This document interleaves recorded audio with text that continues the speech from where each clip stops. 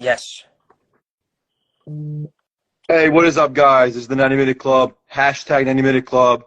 Today we have a very special episode with the one and only, the Young Italian. Before we start, make sure you go to Footy Centric. We just signed, I'm affiliated with them as well. So make sure you use the code, the 90-Minute Club, all caps, you get 20% off today. Very special guest, the Young Italian. Welcome to the 90-Minute Club. How you been? Nice to see you, Michael. So glad you're here. Love your channel, love your YouTube, love your Instagram. Your work is so great to know you, so great to meet you. Hopefully we can meet one day, and everybody follow this page. Everything, all the work he does is fantastic. I really appreciate that. Thank you. I really appreciate you reaching out to me, and that really means a lot. Let's start with the first question. Discuss about your page, upcoming videos, content. What's the newest thing you got so far? Yes, so I'm posting right now on YouTube and Instagram. We're posting all kinds of content. As you can see, when we first started announcing this live, we actually included my video of me introducing all the different Napoli players, from Kvaratskhelia to Kim Min-jae to Osimhen, and I recently posted the short on my YouTube because it was too small to fit in, but I fixed it, and it got over 300 views. The video got double the amount of views on Instagram with 600 views. So I'm posting all kinds of Napoli content, Italian football content, and really things that I think will help us a lot. So if I post videos about how to learn Italian, or even just restaurant reviews, which I'm doing right now, of great places that I've been to that I recommend for your night out. Yeah, and like I said, I love your videos, and I saw the video of you doing the Kvaratskhelia pose and all the Polidano one. I thought it was very creative, very different, and your aim skills are fantastic. So I'm really interested. Obviously, we can collab one day in person as well. How long have you been a Napoli fan for? So I've been a Napoli fan since I was 4 years old, all my life. Can you tell us like your first memory as a Napoli fan, like how you became a fan? Yeah, so really from my father and grandfather as well, they were all Napoli fans. And when I was in second grade, that's when I really started to get into it so much. Remembering that 2011-12 season when Italian football started to go down, but it increased and it got better and better. And now it's coming back to what we once saw. But overall, Italian football in general went down and the quality went down. But that was really the brink before we saw the domination of Juve for almost 10 years. But we saw Milan start to go down, all these big names that were traditionally powerhouses, now not even competing with teams like Napoli, which traditionally in the 2000s did not do so well with the bankruptcy crisis and so forth. No, I could agree with that. It was a very tough year for Italian football for those 5-10 years. I mean, everyone was going to England, Germany, France. Those were the leagues becoming the big nations. Obviously, you know, Spain with Barcelona, Real Madrid. Teams are winning big Champions League titles are going to get obviously recognized, and we have seen that. But my first memory as a Napoli fan, I think it was 2006, 2007. It was a tournament called Birra Moretti. I don't know if you know about this, but it was a tournament, you know, they do in the summer, and just to get the Serie A involved. I remember it was a mini tournament. It was Inter, Juventus, and Napoli, and it was players like, you know, Calaiò, Lavezzi's first year, Hamsik, Dall'Abona, like players you never, you know, it was the first of a regroup and regeneration. Obviously, you know, Cavani, and then, you know, Higuain, and obviously now we have, you know, like players like Osimhen is fantastic to see, and what a season it was. But before we get to that, before the season started, what was your optimism of this Napoli winning the title? Did you think they were going to win the title at the beginning of the year? Yeah, so after really everyone being convinced that Napoli was going to win last year, everyone was convinced. They were so good. They beat Lazio 2-1. They won at the last minute with Fabian Ruiz scoring a beautiful goal. I really thought that they had the momentum. They were inconsistent, but I thought Napoli was going to pull through. It was Insigne's last season, Koulibaly's last season, so many other players leaving, so many traditional players leaving, and we really thought they were going to win. So when they blew it, everybody thought that it was going to be another Napoli season. But fortunately, for the first time in years, Napoli always held on to their players, but this was the first time that they took those players and they replaced them with new, young, and old talent, and they transformed the game, whether it be players that are younger, like even Leo Ostigard, Osimhen, Kvaratskhelia, and then you have older players who always were able to fill in. You had Sirigu, you had Golini, but you had Kim, who's a little older, and these players transformed everything. Even players like Ostigard, when Kim wasn't playing, he transformed the game. He was strong, he was fast, he was aggressive. Nobody got past him. These players really changed it for Napoli, and as a result, they won the scudetto overwhelmingly. They deserved to win the Champions League. Unfortunately, they were knocked out by Milan because of that little lack of consistency, but I really do think that having the scudetto on hand was a good focus, and it's a building point for the Champions League.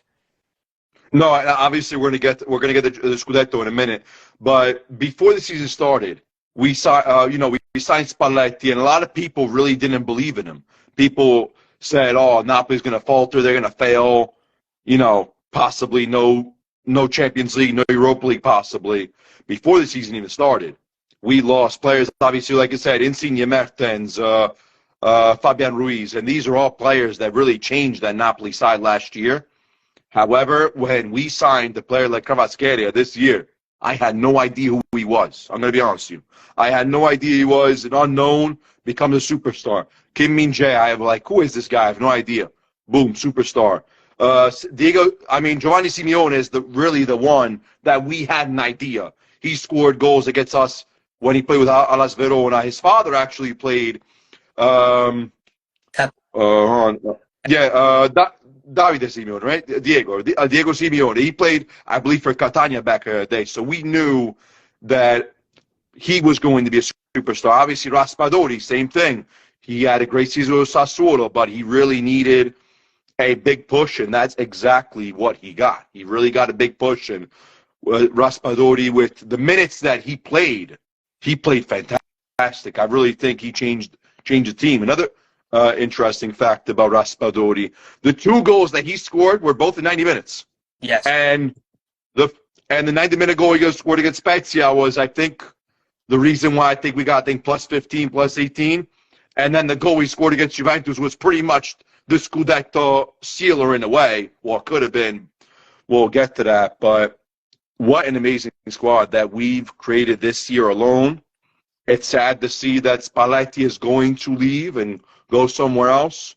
I would love to see him coach the national team because Mancini's got to go, but we'll get to that later. But what an amazing story that this team created. It's like Leicester when they won the title. Nobody expected Leicester to win. We created the same story. And now, if you're going to look at it, maybe next year, 2 years, people are going to buy Napoli jerseys. They're going to be known. Like, I went to a Napoli meet. By the way, shout out to Tri-State Napoli. What a group you guys are. And Gaetano Solazzo. But I went to the Napoli meet against Atalanta. We had 60, 70 people in a little bar, whatever it is. But it was a beautiful thing to see everyone in Napoli jersey, chanting the names Kvaratskhelia. It was an amazing, amazing thing. But another question I have for you is, against Salernitana, we started the match. We scored with Oliveira. Then, obviously, 80th minute, Salernitana ties the game. After that match ended, do you think we were going to win against Udinese? Or did you think it was going to go the next week and we would win at home against Fiorentina to win the title? Yeah, so everybody had that feeling playing against Salernitana, where my family's from, that it was a derby. Napoli and Salernitana, we're talking 20 minutes in Italy. Everybody had a feeling that Salernitana was going to do something. It was 1-0. Napoli were just scraping it out. It was not a pretty way to win the Scudetto. So everybody had a feeling that Salernitana was going to score. Something was going to happen. We were going to potentially wait. And it wouldn't be so beautiful in that we could win at home. So we ended up winning away, and it was a fantastic win too. But undoubtedly, I really thought that Napoli were just going to kill it and put the nail in the coffin with Udinese for sure. So it's something great to see, and I think that they deserved it fully. And yeah, we were going to win either way. Udinese, pretty confident. No, of course. And the game going against Udinese, when Lovren scored for Udinese, I really thought, I was like, oh, here we go again. Because I feel like it's like, can we just win this title, get over with? It's like, It's like I don't know. Lazio won their game, so we had to just draw, and I'm like, okay, we can get a draw. How bad could that be?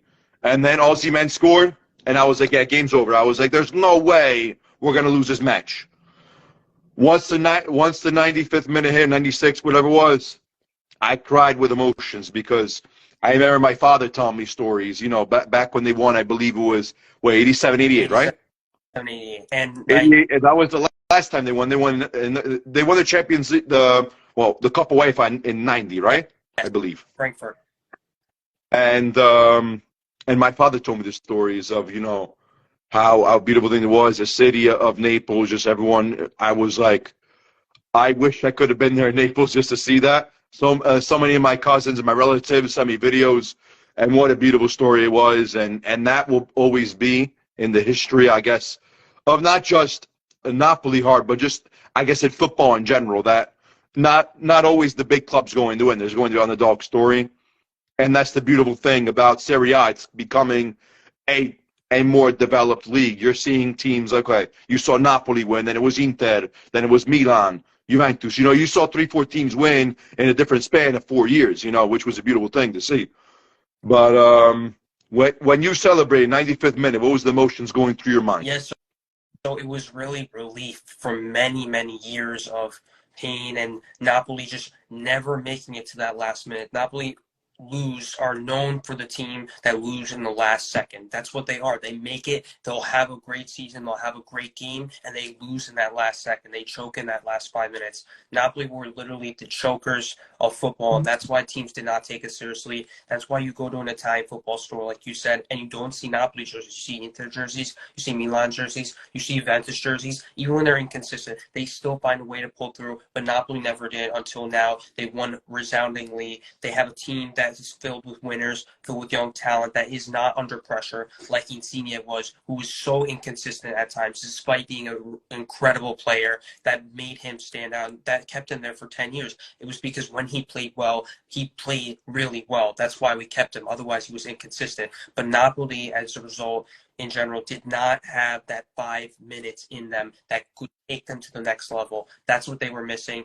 When they won, I felt such a sense of relief, such a sense of this is a new era, this is a new beginning, one like the Maradona era, but probably even better because this team is so equipped.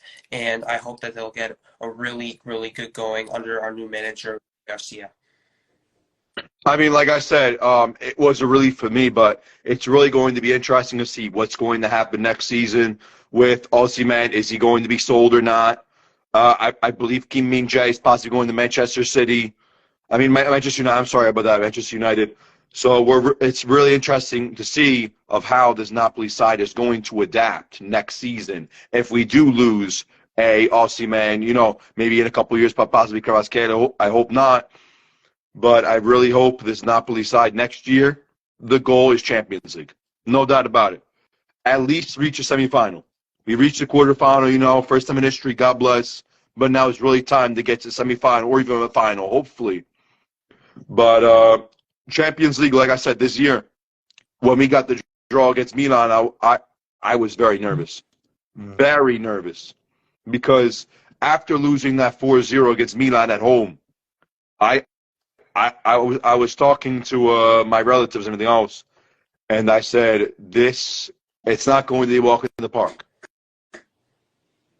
My opinion, what should have been done, that game against Milan, the Champions League one, the home game, Raspadori should have came on second half and should have played the front three, obviously. Should have Kvaratskhelia maybe in the middle, maybe Polidano, Lonzano, maybe those three, and then bring Raspadori. But Elmas, the center position, that game was the biggest mistake I ever seen.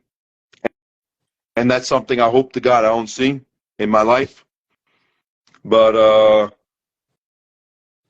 yeah, like I said, it's a beautiful thing to see this Napoli side win a scudetto, and it's such a relief. And then obviously the rest of the season, it's like, the other games I really didn't care much because the title was locked, And the huge shout out to Sampdoria player Fabio Quagliarella, which he retired with. He played with Naples. What an amazing player he was. and he will always be remembered as a Napoli player, even though he played for one season with the things he had to go through. But what a legend he was. Your favorite match of the season, what do you think that was? Yeah, so my favorite match this season was easily the Milan game when we beat Milan 2-1 away. That was the signifying factor of Napoli's season. That said that Napoli was going to win the scudetto right there. That 2-1 win, difficult game, Milan tie, but Napoli still dominating. But it's when you're dominating and then a wrench gets thrown at you that you have to keep going. And Napoli kept going. They scored a beautiful goal. Mario Cross to Giovanni Simeone, who's been such an impact this season.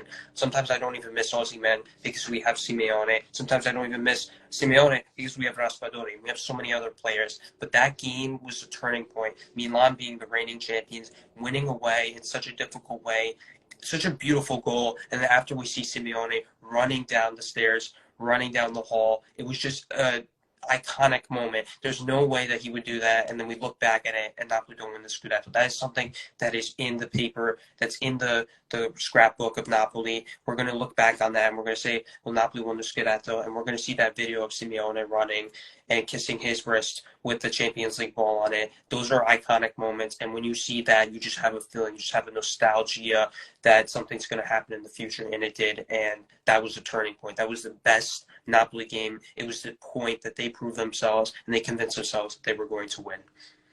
And very scary match as well, because if you think about it, Kvaratskhelia didn't touch the ball much. He really didn't have possession. We were very lucky to get a penalty. Politano puts that in. Then Olivier Giroud ties the game. And then out of nowhere, you see this cross by Mario Rui. Simeone heads it in and out. And I said to myself, thank God. But at the end of the match, for me, when Kim Min-jae, when he made that block and he screams with passion, that's exactly what you wanted to see. And it was an amazing, amazing thing to see. But not only that match for me, the match against Roma for me, when Simeone scored that goal against Roma when we won 2-1, after that match, I was like, if we don't win this title now, we're never going to win it. And thank God we did the way we did. But the real difference of this squad is, back in the day, you would have a player like Cavani play 90 minutes every game, or like, Insigne, and then, players like that. Now you have a bench. You have players, okay, you have Osimhen that plays almost every game. Kvaratskhelia, Politano, Raspadori, Simeone. These are players that you can interchange everything else, and you can say to yourself, okay, it's okay, it's fine.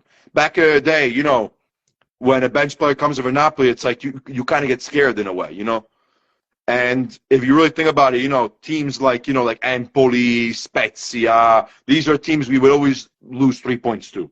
Away, always. Either last minute or just in general. We would never find a way to beat these small clubs. But this year, we got it right. Not only did we defeat the big clubs, but the small as well. We will focus every match. So I guess we didn't care who the club was. We just wanted to win. And every game, once we got that rhythm, I was like, there's nobody stopping us. Even when we lost against, even when we tied against Lecce, 1-1, I knew the Scudetto was guaranteed us. Favorite goal this season for you? So my favorite goal this season has to be, like you said, the Osimhen against Roma. That was such an amazing goal, and you had to see that roaring celebration. He went absolutely insane, but rightfully so. That was the moment. That was a beautiful volley, gorgeous volley. That was a huge turning point in Napoli's season. That, and you see at the end how Osimhen was celebrating, throwing his fists in the air. It was amazing. You see Mourinho, he's upset, and he's moaning like he always does about the game, the referee. But that was Napoli's turning point. This is a team, I said, that was so unstoppable that could not be deterred in any way. And that Osimhen goal, it was just, he let everything out. Last minute, so far out, difficult. You have Smalling, who's a pretty decent defender, on him. And most people would just look away and not pay attention, thinking he's going to clear it. But Osimhen always believes, and Napoli always believed, and he stayed there. And when he got that ball, he ripped it, and he did not look back. That's how it has to be in football. You just have to do it and just bite the bullet and just do it. You can't think, you can't doubt, you just got to believe. And that's what Napoli's done all this season. The belief was stronger than their abilities. for sure, and the FIFA ratings, because if you look at it, Napoli's FIFA ratings are not that great. We have teams that are much higher up. At the end of the day, it's about the belief, even if it's unknown players like Kvaratskhelia. Sure, he was a 60, and now that belief has taken him to a level that we cannot even rate him at. No, of course, and I agree. That goal for me, Osimhen against Roma, to make it 1-0, the stop, and then the way he puts in the top left corner. Oh my, what a goal! What a beautiful goal! And then obviously, I know Simeone scored to win the game, but that goal was gorgeous. But for me, it's got to be Kvaratskhelia against Atalanta, and I'm going to tell you why. I went to the Napoli meet with Tri-State Napoli, and the first half was 0-0. And I was talking to my guy, Gaetano. I'm going to shout out Gaetano Solazzo. And during the match, I was like, how are you feeling? He was like, we got to score a goal. And when Kvaratskhelia put 2-3 defenders down, and the way he scored, I was like, the scudetto is ours. After that, I was like, nobody's going to stop us. I was like, wow. And then Ramani scores at a header. That goal will always be. It's like Maradona. They call him Maradona, but what a goal! You wouldn't expect anything like that, but he put 3 more defenders Atalanta on the ground, even the goalkeeper. It was an amazing goal. For you, who you think the best player was this season and why? Of the ones we signed. Of the ones that we signed, easily the best player was Kim Min-jae. Although I can't deny it. I can't deny that. Amazing defender. Although I love Raspadori, and every single minute of the game, unless you put him in at a really bad time, in a bad situation, like Spalletti did at times, like against Milan in the Champions League, Raspadori was always amazing. But at the end of the day, Kim Min-jae was so consistent, so strong. He didn't care about anything. I don't think we've seen a defender like that maybe since Sandro Nesta. He just put his head in there, didn't care. Puts his head where people are afraid to put their feet. He just went in there every single time, 100%, believing he was going to get the ball, even if it was a difficult situation. His belief is stronger than reality, and he won every single ball. He was so solid. He was an absolute rock. He's so fast, much better than Koulibaly. Sorry to Koulibaly.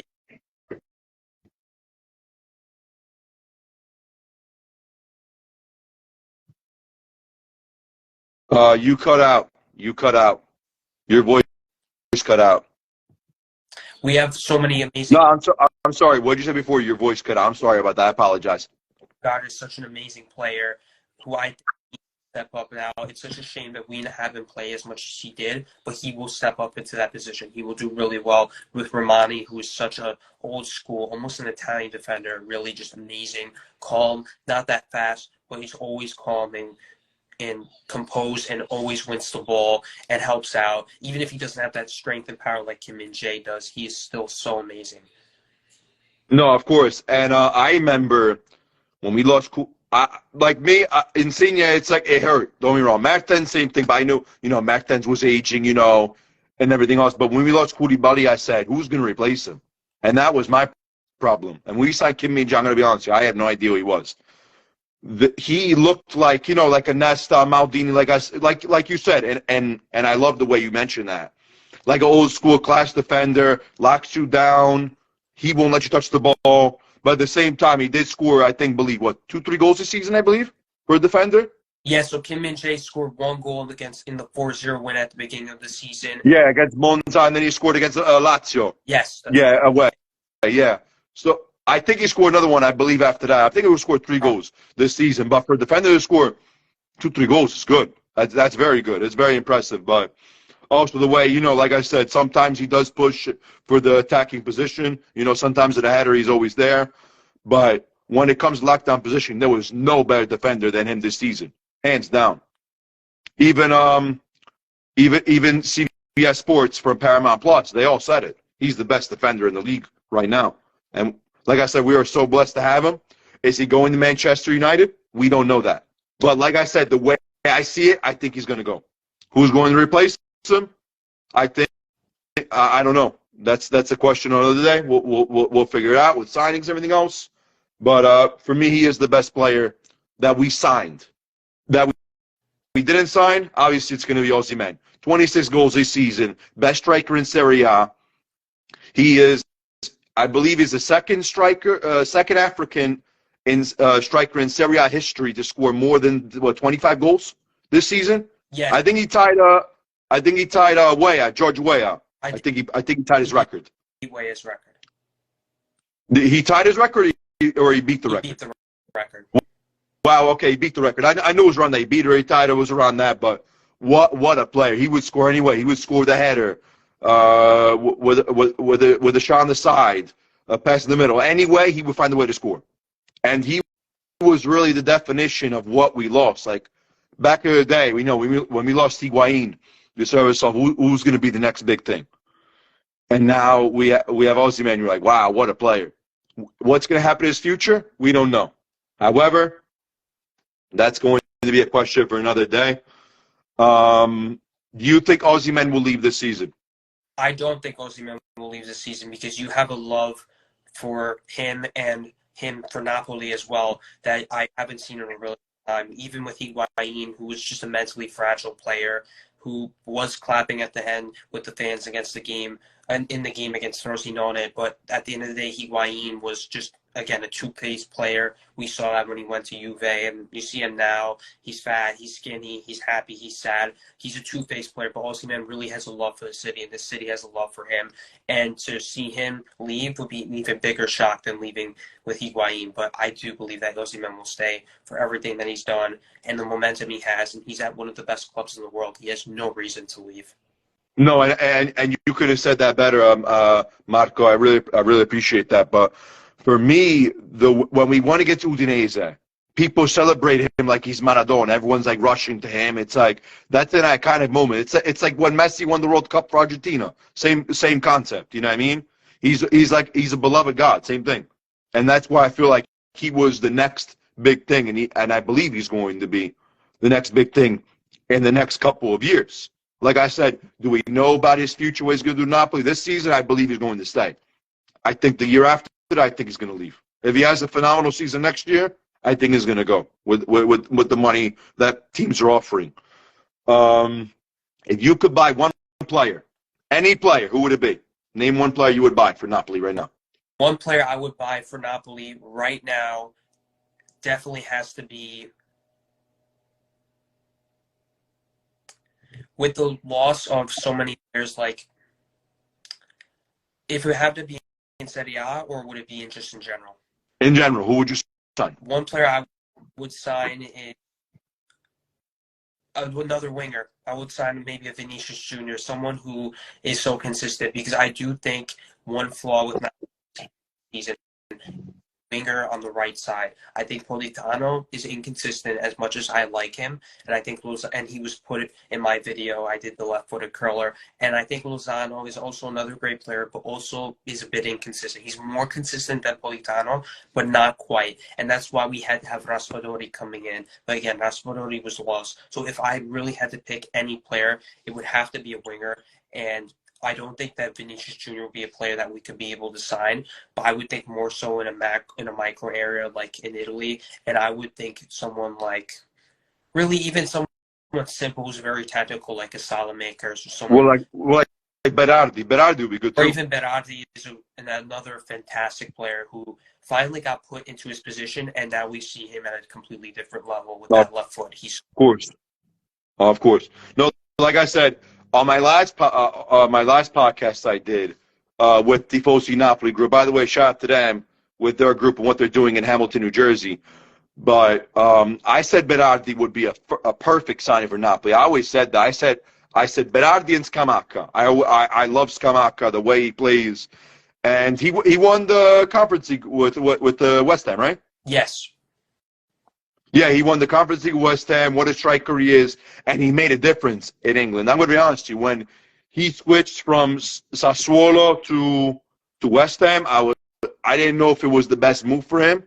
However, it really changed him a lot. Like some players, it benefits him, but some it doesn't. But I would love to see him in Napoli jersey, but I don't think it's going to happen now after winning the title with West Ham. If there's somebody I really want to see, for me, it would have to be Christian Pulisic. What a player he is. I know At times, he doesn't play the best for Chelsea, and sometimes on the bench. However, what he did for the national team against Mexico, what a player. What an amazing player. He scored what? He scored 2 goals in, 50 minutes? That's incredible. I mean, if you think about it, yeah, he missed in the first 30, 40 minutes, but then after that, he gained the confidence back and he scored.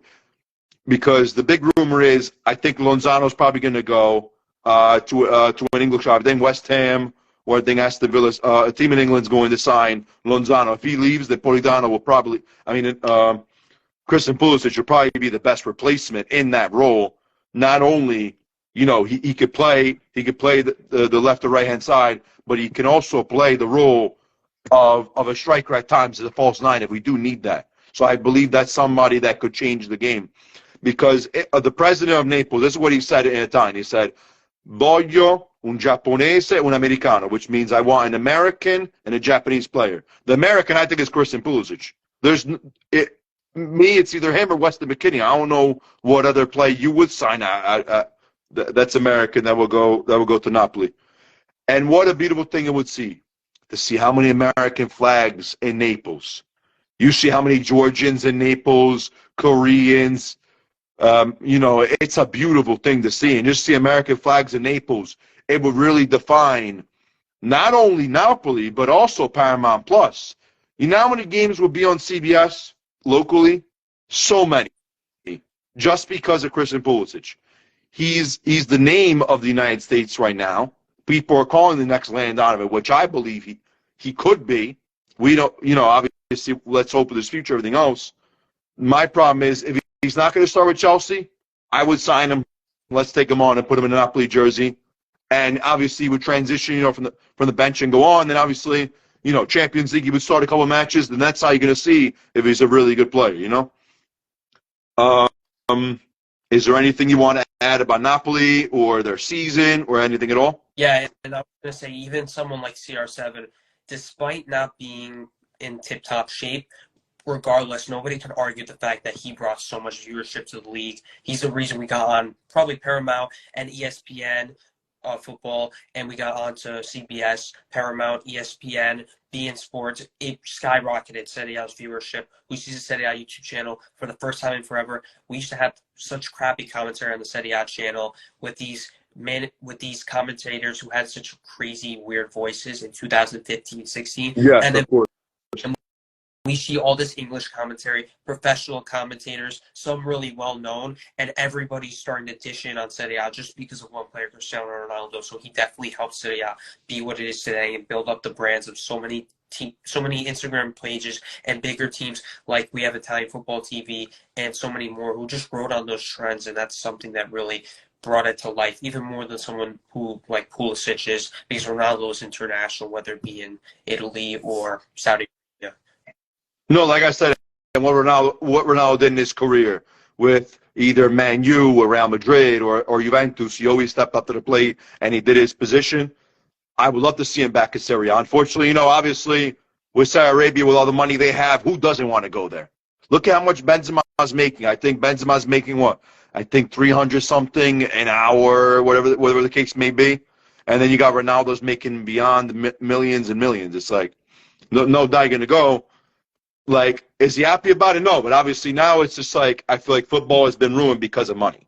I feel like it's like, okay, where the money is, you go, and that's it. It's like, nobody cares about the big trophy, like, Champions League and everything else. Like, okay, wherever the money goes, you go. Like, I remember a couple of years ago, remember Graziano Pelé? Yes, he was for time, but went down. Yeah, and then he went to the Chinese league, and his career went beyond down the drain. Like, nobody knew who he was. But yeah, after too, yeah, all those players. That's what I'm trying to say. It's like once the money goes, they go, and then they chase it. Obviously, I'm not saying it's a bad thing, but look at, for example, like Donnarumma, perfect example. Wins the Euros, goes to PSG, has a blunder against Real Madrid. I think the away match, Benzema scores, I think, 2-3 goals that game. Then the next game, you see Donnarumma have a blunder against North Macedonia. We're out of the World Cup. It's like like these players, I feel like they care about too much about the money, and then their career just goes on the drain, and they don't care. It's like, you know, it's sad. It's really sad to see. Yeah, they just see the zeros and it takes everything away. And that's why football is not what it once was. That's why you'll never see a player like Maldini, Totti, Maradona, players who were loyal to their clubs Yeah. when they were offered.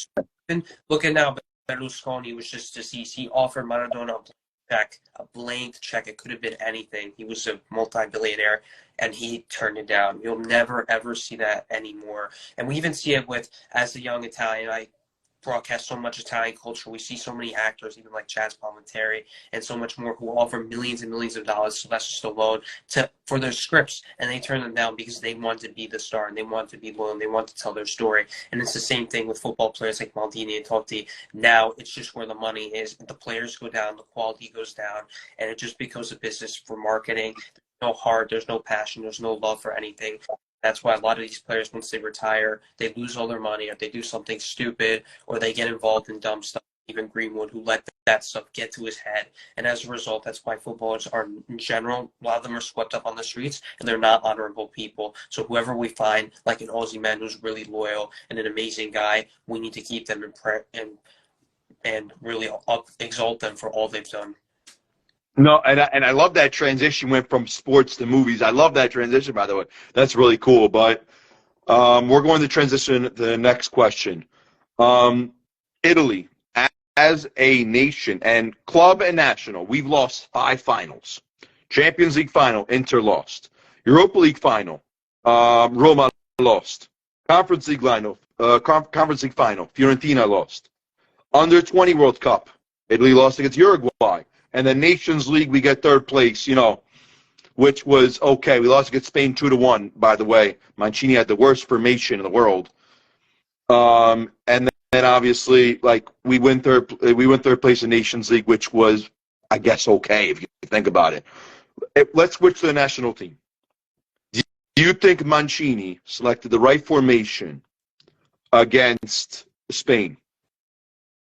The number one reason that Italy is struggling is because of the amount of, I hate to say this, but it needs to be said, and Mancini has said it, and so many other Italian authorities have said it, because they've been pressured so much. It's the foreign players. And I'm not saying that there's something wrong with foreign players. There's so many amazing foreign players that played in Italy that changed it forever. Ronaldo, both Ronaldos, Ibrahimovic, so much more. But when you have all these foreign players and not Italian players, it's not an Italian league. Yet we call it the Italian league. Nobody likes to watch the Italian league. It's not the Italian league, and that's why nobody watches it, because it's not Italian talent. There's so much players. We have players like Verratti abroad, and then we have other players who are not as good from other countries who just bring the league down. They're not playing for their country. They're not playing. You never have players playing for the places that they're from. How many Tottis are there? Totti was from Roma. Maldini was from Milano. They were from there, and they played there, and they were representing their city. That does not exist anymore. Insignias don't exist anymore. It's all foreign players. And when you have only foreign players and no Italian players, and that trend is only increasing, and they're not doing anything to stop that, that is why the Italian team has gone down. So it makes Mancini's job very difficult. Mancini's a great manager. I like him. He's smart. He's a good-looking guy, but he does not have the players that are Italian, bred and born, playing for their country. He has players at the very best from players from different countries, unfortunately. Some, even like, it doesn't have to necessarily be African players like Gnonto and Keane. We have players like Osvaldo. He wasn't Italian. These players are not Italian. We need Italian, born and bred, young talent. Tonali, Locatelli, once Insigne, who's now much older. But there's so many Italian young talents, Zaniolo, and they need to be promoted, and they need to be made the best, and they need to be made the center of attention for everybody. No, I'm sorry, you're breaking up. What'd you say? I was saying, if we have all these foreign players, it makes a problem. We need to have more Italian talent. And Mancini did get it wrong, but at the end of the day, Mancini's not the problem. It's a bigger problem. Mancini has until the Euros. If he doesn't make it, then he's gone. And hopefully we'll get, like you said, Spalletti, someone who really is experienced. I wouldn't take Ancelotti. Forget him. I think he's done. Ancelotti actually just signed for Brazil. He's going to be the Brazil coach for the national team. Amazing. Yeah, with Vinicius and so many other, Militao, so many other Real Madrid players that he had such a good relationship with, and I'm sure he loves that style of play. So hopefully we could get Spalletti with the Italian national team and transform them and hopefully someone as arrogant as that can tell them the problems and fix them. I mean, I like I said, I'm kind of iffy when it comes to this subject because I understand a lot of time when players are playing, overseas and not in the Italian league. However, in a way, it's a good thing because you're seeing Italian players perform in other leagues and they're getting known, and obviously the national team is getting known. Like players like, for example, like Verratti. Verratti is one of the best midfielders in Ligue 1, which is an amazing accomplishment to see. But at the same time, like my problem with it is like, and I hate to say it, I love Immobile. What an amazing player is for Lazio. When he puts that national team jersey, it's like seeing a ghost. Like I don't get it. Like during the Euros, okay, he scored 2 goals, but then after that, when it came to the really big moments, he doesn't show up, and that's my biggest concern. I don't understand what Mancini was thinking starting and Immobile. What they should have done is put a front three, like the game against the Netherlands. They should have started. It should have been Raspadori, Retugi, and Zaniolo was okay. He was not bad, but Di Marco is fantastic too. I really like Di Marco. I really think he changed the national team, but in my opinion, I think he got the whole formation wrong. Bonucci's got to go. Jorginho has got to go. Verratti is at the decline. Donnarumma, in my opinion, I think shouldn't start. I think it should be Meret. With the things he's done for the Napoli side, he should be the prime goalkeeper coming up soon. I hope to God one day. But, obviously, Donnarumma's not bad, but at times, I feel like what's happening with PSG is really affecting his mindset. But Mancini, after the day he lost against Macedonia, if I was me, I would have got up and said, I'm done. I don't want to do it anymore. That's my opinion. But if there's somebody I would love to see coach the national team, obviously Spalletti, but obviously Conte. But like I said, we don't know what's going to happen with Spalletti with the club level. We don't know who he's going to get signed to. Conte, I believe, is still with Tottenham, right? Yeah, no, he just left. He was fired a few months ago. Okay, so he left. So that's an opportunity.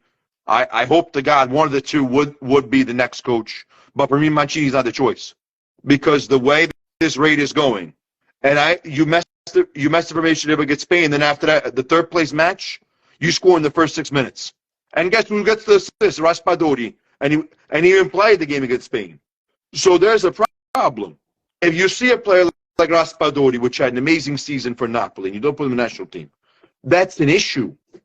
And then Retugi, I think he's playing okay. I think he's playing pretty good. Fratesi, same thing. A next upcoming player. But if there's the future of the national team, he should get signed. And the only way we're going to make the World Cup. His name is Casadei.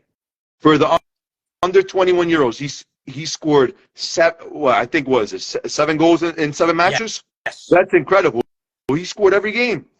Like, if I'm Mancini, the next tournament, you got to pick him immediately. And then there's the kid in the Euros under 20. His name is Baldanzi. What a player. Oh, my Lord. Like, that kid was so good. These two guys should be the next future of the national team. But like I said, we'll see how it goes. What's your thoughts on the new Italy jersey, a special edition 125th anniversary of FIGC? Undoubtedly, the all white with the gold. Yeah, undoubtedly it's a nice jersey, but at the end of the day, I really like that vintage dark blue, old school Italian jersey, whether it be 2006, 2022, or 2021 in the Euros was one of the most beautiful jerseys. That's something I would have loved to get. The 2014 looked really good, really stylish, even though the year was absolute crap. Even 2016 was just a plain jersey, literally just plain blue, shorter sleeves. It was fantastic. Yeah. And in general, I think Italy is really just trying to make some money. That's what they're doing. That's why the jersey. It's a nice. I agree with that. Not as nice as it once was. They're just trying to come out with new things to try to raise revenue when they're missing the biggest factor that they need to promote Italian talent. That's what's going to bring them to the next level. If you have a team with only Italian players, if you have a team and other teams that are in Italy with only Italian players, you will see, whether it be Napoli, Juve, or even Sassuolo, you will see a different level. Sassuolo, Atalanta have beautiful young Italian talent. If that was the majority, talking 90-95%, like it once was, that will bring the most money. Not coming out with New Jersey brands, although they are nice, I'll admit, but not something I would probably get at this moment. I mean, I love the jersey. I think Adidas has really stepped up and changed the when I saw the first logo that came out and the jersey, I wasn't a fan of it. But when I saw this anniversary edition, I love it. I just wish they made a blue one of it, like blue with the gold would be perfect, just like how they had the Euro one, like you said. But like I said, obviously, I feel like instead of focusing on the jersey, they should focus on other things as well. Obviously, it's a money grab. We know that. But when it comes to the national team, obviously, the goal right now is, and I don't know if you know this, but let's say hypothetically, Italy in the Euro qualifying group, they don't get first, second, or third, they have a playoff spot automatically. Pretty much how it works is due to the fact that they won their Nations League group and then they were in the Final Four. It's a new stupid format, but so how it pretty much works is if we get first and second, we go automatically to the Euros. If you get third place, you get a playoff spot or anything under that. So if you get anything under third, you get an automatic playoff spot due to the fact that we won our Nations League group or we're in the Final Four. I don't know exactly how it works. That's the article that I read that it says. But another thing I want to ask you is the World Cup 2026 logo. What's your opinion on it?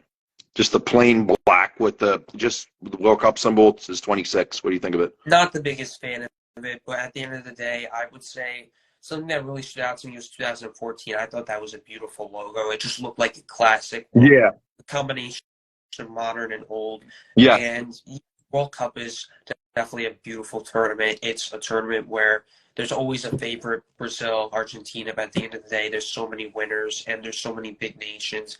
I really hope that Italy can get back to what they had in 2006, and that was just one of the most beautiful tournaments. It was almost the end of an era with 2006 versus 2010. You have so many players retiring, and football changed after the 2000s. It became more the business it is now. But at that time, the jerseys were really nice, whether it be Italy, Germany, Brazil. They all had those vintage. Wait, what year are you talking about? I'm sorry. Yeah, 2006, they all had those beautiful vintage jerseys that look super nice. Oh, the 2016 Euros? 2016 Euros or even 2006 in Italy. In general, I think before the 2010s, it was more vintage, it was more traditional, it was less about... Yeah. No, I agree. There was less of these designs that we see now that are so... They're extravagant, but they're almost a little loud and obnoxious at times. And yeah, I feel like it's like a little bit too modern, you know? I feel like a little bit of classic stuff you need in the jersey. Yeah, for sure. But when I saw the logo of the 2026, I'm going to be honest, I'm not a fan of it. I just feel like it's a plain black logo. Okay, you have the World Cup symbol, and then just says 26. Like, I love the hashtag. The hashtag is We Are 26. I love the hashtag. Am I a fan of the logo? Not so much. I really thought what they could have done, since USA, Canada, and Mexico are all hosting it, they could have had a logo with all three countries like mixed in. It really would have made more sense. Like to have, like especially the last time we saw a World Cup in the United States was 1994. I was 1 years old when that happened. I don't remember much, but I saw videos of it. Obviously, Baggio missed the penalty, and it still haunts me to this day that we could have had 5 World Cups. But however, it's that logo that we had for USA '94 was so brilliant. Just a plain American flag, soccer ball, just a World Cup '94 USA. Just it was so simple, and the mascot was so cool. With Stryker, the little dog, it was so unique. So just curious, World Cup final 2026. Which city should host? I think the city that should host is definitely, ideally, I would say New York. But if I had to say within the Northeast area, we're talking New York, New Jersey, Connecticut, Pennsylvania, it probably has to be New Jersey with Red Bull Stadium. And there's a lot of stadiums around there that are big enough. Yeah, it would have to. I think it would have to be MetLife, realistically. Yeah. They're about 80, 80, I think 88,000, 80 something like that. I know it's around that number, Right. and they could I would, expand it yeah, too. yeah, I would say something around New Jersey, where you guys are probably the best thing for Italy, and for the World Cup. And in addition to that, I would also say probably a highly populated area, maybe like this is probably what will happen, something like a Houston or LA. That's Yeah, it's so densely populated. Every single Italian I talk to, they say New York or LA when they mention America or think of America. Oh, if you're from New York or you're from the city or of course. so that would probably be where it's going to be. My pick would be New Jersey. Yeah, no, and like I said, I agree 100% with that. I would love to see the tournament hosted in New Jersey. Just, I guess I'm being biased because that's where I'm from, and obviously you're what? You're in New York. You're in New York, right? So like for us, I guess like we're being biased because like, we can get there so quickly. But if you're looking realistically as a international perspective, in the biggest stadium, it's Dallas. Dallas is 100 and what? 106,000, 100. It's 100 so thousand. I know that for a fact. They can back it up. But the main problem is going to be about transportation, tourism. What does the city offer? Hotels. Like the World Cup is going to be so much revenue, not just the United States, but for Mexico and Canada. Think about it, a lot of people have never been to a lot of cities in the United States or Mexico or Canada. Just so it's going to get a lot of recognition for those cities and bring in huge money. I remember a little bit off topic, but I went to a Formula One race. It was in Montreal. Charles de Gaulle racetrack was beautiful. I seen people from Saudi Arabia, Dubai, Italy, France, Germany. It was an amazing thing. I've never seen more people in my life, and just to see the World Cup come to our country is an amazing, amazing thing. I hope to God Italy qualifies, because if not, I'm going to have a heart attack on the ground. I don't know if I could survive. Not one, not two, but three. I don't know if I can. But like I said, it will be a beautiful thing to see, and it's a beautiful thing to see the World Cup come to our not only our country but our city as well. That we love and adore. Is there anything you want to add on the national team, the future of Napoli, anything else? Anything you want to add, Marco? Yeah, I would just say Montreal is definitely a great place, a big French population. If you want to have a France game, Toronto, of course, for an Italian game. If you're Yeah. United States, and of course Mexico for Mexico and South America, Central Americans, all those games. There's other teams like Honduras and so forth, Cuba, whomever. That would definitely just trying to find ethnic enclaves and including it there. So I would say top three cities, obviously New Jersey, New York. We're talking probably Canada, Toronto, Montreal, and then Mexico is pretty much for all of South America, so you can do it really wherever. And yeah, like I said, that would be a perfect place. Like I said, where if Italy does qualify, where would they play? And I think about it as like what happened in '94. I remember when my father told me stories about when Italy played Ireland at Giant. It was called Giant Stadium back in the day. Now it's called MetLife. But the stories he told me of how many people were there was a beautiful thing to see. And it's going to bring so much revenue for the city of not just New Jersey, New York, and then PA is close to that, and there's so many other cities that's going to benefit from this. And the World Cup of 2026 is going to be a beautiful, beautiful spectacle. And not only that, but the transition is going to be for the first time in history, a World Cup is not going to be 32 teams. It's going to be about, I believe, 48, right? Yes. So it's going to be 48 teams. They don't know how the groups are going to work and everything else. Originally, what I heard was they were going to have the groups like this. It was going to be there's going to be 3 teams in a group. You would play each team, I believe, each team once.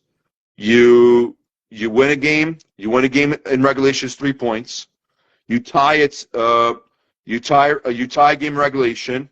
It would be 1, but the team that wins in a shootout would get an extra point. So there's no extra time in the groups. It would go directly to PKs. I love that idea. I feel like it would be so different. I know MLS used to do kind of like a, kind of like a shootout, how they do in hockey, like how they would run up. Back in the day, that's how MLS did their shootouts.